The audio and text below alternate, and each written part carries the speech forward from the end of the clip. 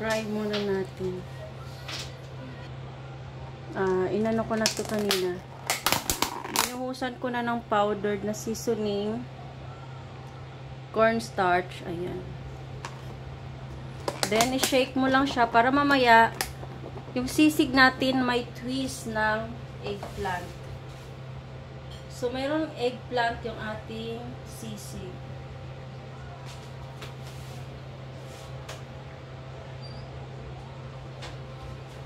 Okay guys, let's get started. Turn on the fire.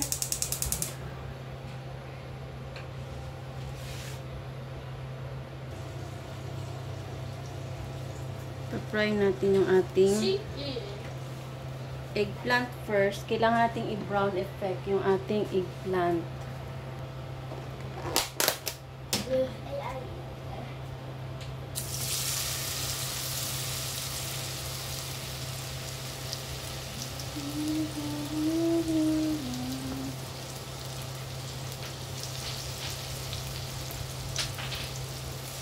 Ouch! Ouch!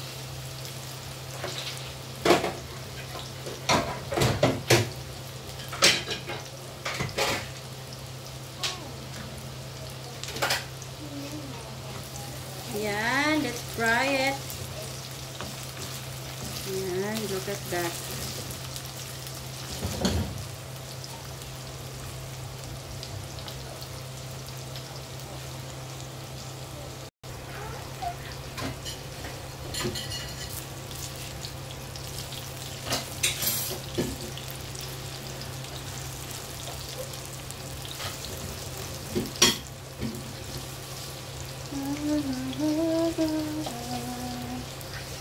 Na guys, medyo crispy na. Where did you go?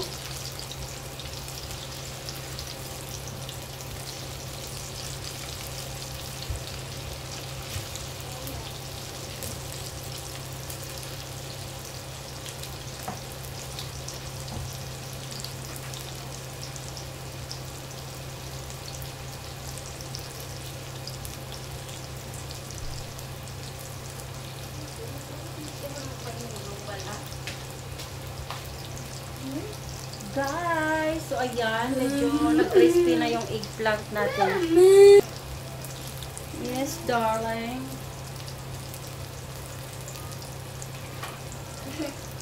What?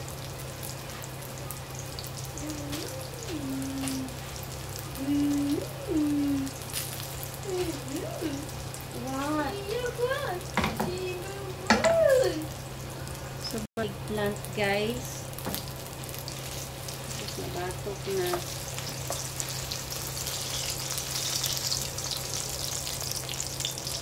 Hanguin ko lang guys ha.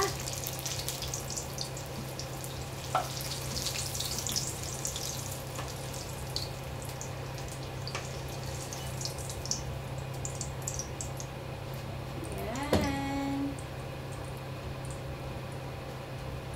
So ito na yung kalabasan niya guys, ng eggplant natin.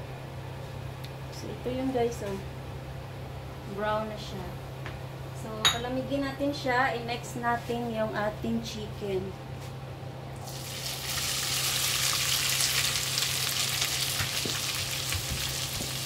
Ayan.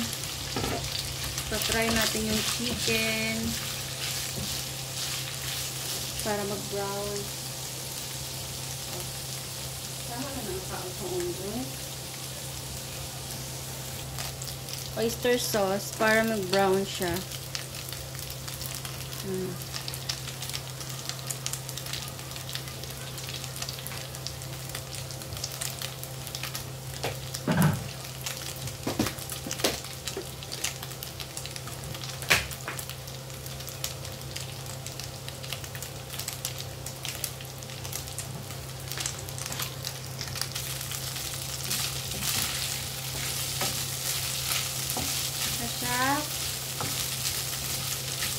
Lakas na.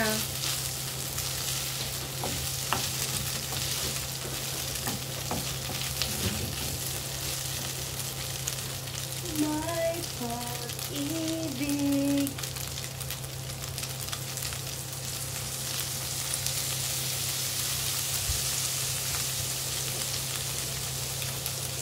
Ayan. Ay, salamat. Pumasok na siya.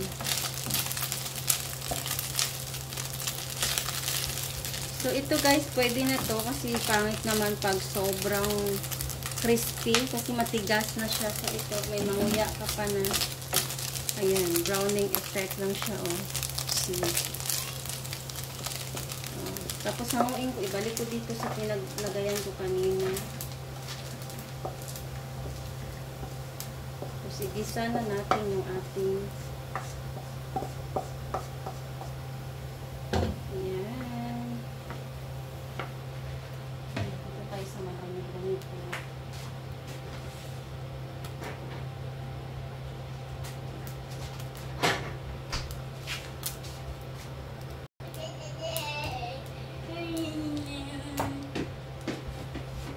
so, meron akong konting ginger para medyo may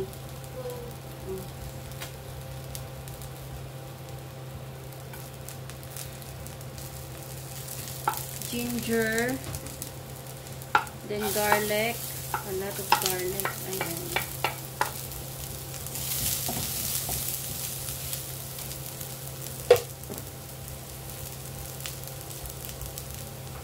So, this time, meron tayo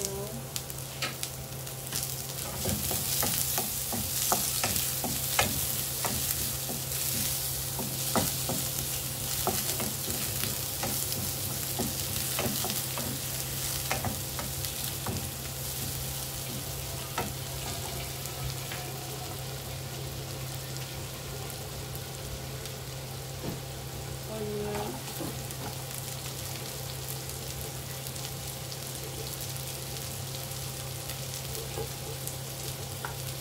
tomatoes. Konting tomatoes para may sweetness ba? Sweetness.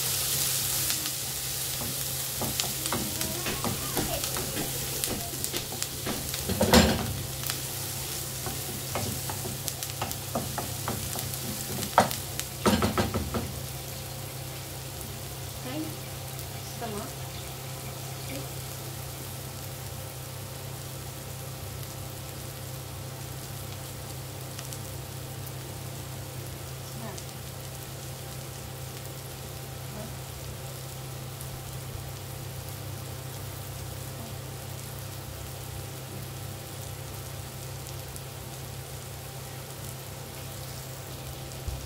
Ayan.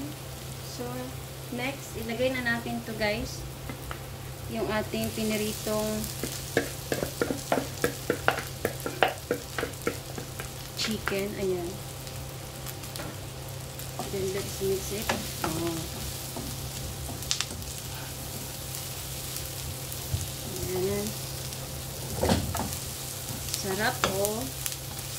So, wag na kayo mamroblema sa tira-tira yung mga ulam na chicken, grilled chicken. Yun, pwede nyo na magawa ng paraan. So, guys, mayroon akong konting patak ng calamansi. Yan, diba? Calamansi. Konti lang, parang isang patak, tiga lang yan ng calamansi. Ayan. So, let's put salt. Hindi too much kasi. And then pepper. Black pepper to. Season mo lang siya. Then, we will put the eggplant. This is the eggplant, guys. This is the eggplant na again. Prito ta eggplant ni siya, guys. Eggplant, ha. Let's mix it. Look at that. So perfect. Oh, diba? So, may gulay ka na, may chicken ka na. Kaso, medyo overload lang tayo sa mantika. Oh, but it's okay. Paminsan-minsan lang naman to guys, yung ating recipe na may mantika na. Hindi naman sobra. And then, lagay na natin to, yung ating onion. Lagay ko na siya. Bago ito maglagay ng mayonnaise. Konting mayonnaise lang. Para swak, diba? Pwede ka maglagay ng sili, but may mga baka kakain ng mga bata. So, hindi na ako maglalagay. So, maglagay ta ng konting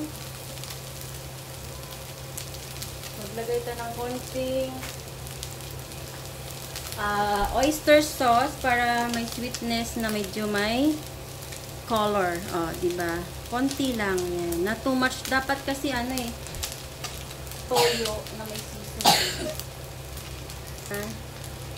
So, para mag-mix na yung ating oyster sauce. Look at that. Hindi natin hinaan ko lang yung apoy ko, guys. Baka batok. So, look at that. Look at the color, guys. Sisig na sisig talaga siya.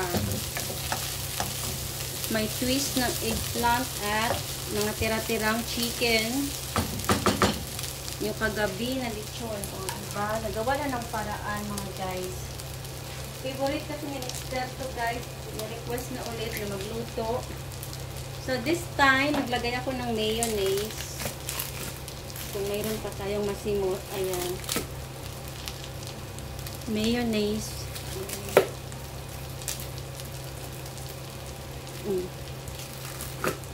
Konti na lang gid siya, guys. Wala na tayong magagawa.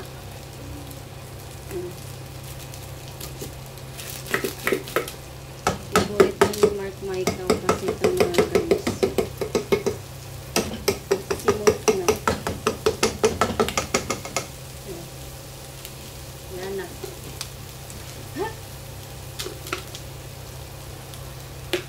Simot na simot. Yan. I-mix lang natin siya sa mayonnaise. Look at that. Yung nakikita nyo lang yung nakikita ko, guys. So, pwede kayo maglagay ng sili, katumbal, green na pang,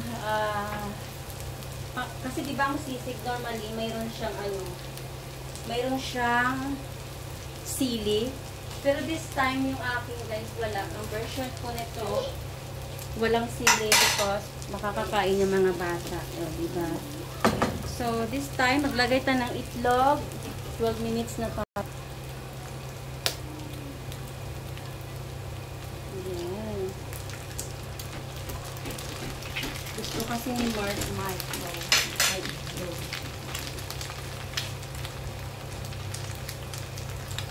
Oh, sorry guys.